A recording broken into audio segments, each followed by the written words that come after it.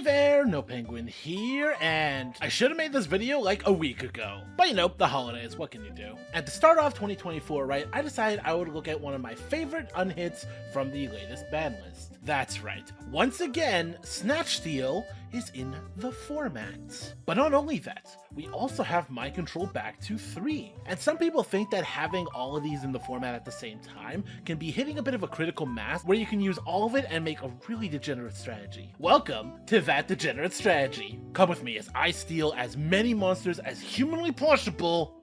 This is Snatch Steal, the deck. And here it is. This is my deck. My gift to the Yu-Gi-Oh community. This is the Snatch Steal deck. Yes, I decided to absolutely push this concept and find as many different cards that can essentially do the same thing. Steal the opponent's monster. And my god, there are a lot of them. We got all the Snatchers. We got the Gradles. We got the one-ofs. We got Mind Control and Brain Control post-errata. Triple Tax, also a Snatch Steal. And of course, we are playing Toon Table of Contents Bookmark to find the Comic Hand, the Mac Daddy of Snatch Steals. This card not only steals your opponent's monster, but makes it a Toon card, which is super important because with our Toon Kingdom, we can protect that stolen monster to make sure the opponent does not get it back. And to round it all off, we are playing Engage into Widow Anchor, yet another Snatch Steal, but this one is a quick play. And speaking of spell speed 2 Snatch Steals, we have Crackdown. This deck is beautiful, and I can't wait to show you exactly what it could do. Let's get into the replays. Our first replay is up against Cyber. I get to go first, and I'm just going to T-set pass the Great Crackdown, pretty decent.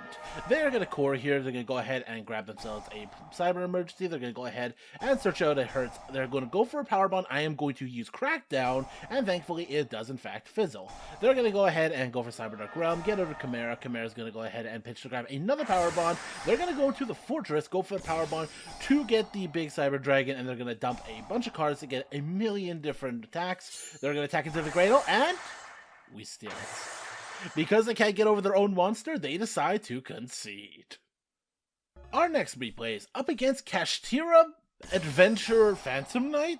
This is a really weird deck, but they do start with the Fenrir. They're going to go ahead and do their Phantom Knight combos, go into Cherubini, dump the Adventurer card, but they did use the normal summon effect, so they aren't going to be able to activate that this turn, but they do have the Burst, so they're going to continue going off. Unicorn, go ahead and grab the Apotheosis deck. They're going to Shangri-La, they're going to go into a Rise card, use this effect, banish a few cards here to go ahead and get one of our zones taken care of. They're going to Big Bang, bouncing back the Fenrir, special summoning the Fenrir. Then they're going to Apotheosis here, go ahead and grab Ogre for some reason.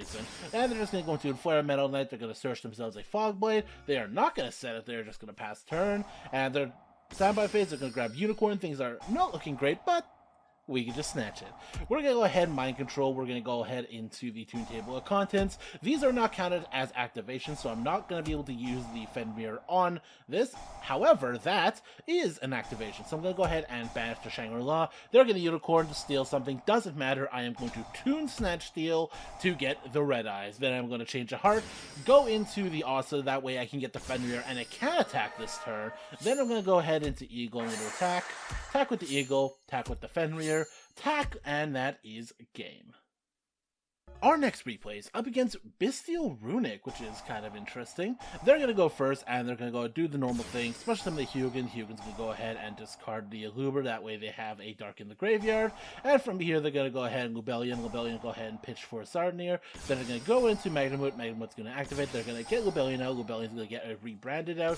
Then they're going to go to SP Little Knight, set their only spell, and pass. This is actually a pretty beatable board. I'm going to Snatch Steal immediately, but they do have the spell Trap Destruction, so they're going to be able to get a draw here, as well as stop my Snatch Steal. That is fine, though, because I have Toons, and I'm going to go for Toon Snatch Steal. This SP Little Knight is now Toon SP Little Knight. I'm going to go Bookmark here, just so I can grab yet another one. They graciously give me a monster that I can use this on, and I go ahead and make a Toon Bestial. I go ahead and draw a couple of cards, getting my third comic hand to hand. They're going to start near here, try to block some damage, but them being Toons, I can attack directly. Super funny, I get the third Toon off, and this is hilarious. They really don't draw much here. They're going to go ahead and just smash them in the runic and hoping for something off of the top. They're going to shuffle, draw, and rebranded is not it. I decide to go right into battle. They see the writing on the wall, and they actually just concede. Our next replay is up against Orcust, and they drew the Gears 2, which is really good for them. They're going to go ahead, pitch the Hard Pour, uses effectively summon a token to both sides of the field. Then they're going to use Return, go ahead and draw a couple of cards, hit the Rebellion. That way they can go ahead and set up their graveyard. Speaking of setting up the graveyard, there is the Sarcophagus. They're going to go ahead and actually pitch a Scareclaw of all things, using that as a banish fodder for the Magnemite so they can grab the Rebellion back. Rebellion's going to go ahead and set a rebranded. Then we're going to use the horse, special summon it back, special summon back another one, and go for Coach King. This is 3 draws as well as 3 burns, so this is just a lot. And they're going to go ahead and get the Imseti out, so they're going to go ahead and get a draw. More cards in the hand, more to discard. Then they're going to Hard Pour here, grab another Gears 2 from deck. Rebrand is going to go ahead and actually recycle the Hard Pour, which is kind of crazy. From here, they are just continuing to pop off. They're going to go ahead and Galatea to go ahead and set one. Go into the Gears 2, send what I have here on the field. Go back into Galatea, go into IP, set pass, and we have the Babel. This doesn't look like a lot, but trust me, this is a lot. I'm going to try to change heart this just to get it out of the way. I don't want them to do any kind of things. I'm going to go ahead and comic hand just to, again, get what I have here, get them back. I really don't want to deal with any of that. They are unfortunately going to Branded Beast, which does get them back their Galatea. I will thrust here, go ahead and grab me my triple attack. They will Crescendo, unfortunately. I'm going to Grado Alligator. They are going to use that to summon back a Bestial. Then they are going to steal back the IP that I stole from them to go into an SP Little Knight to banish my card, and that just blew my. This is complete game. I have conceded.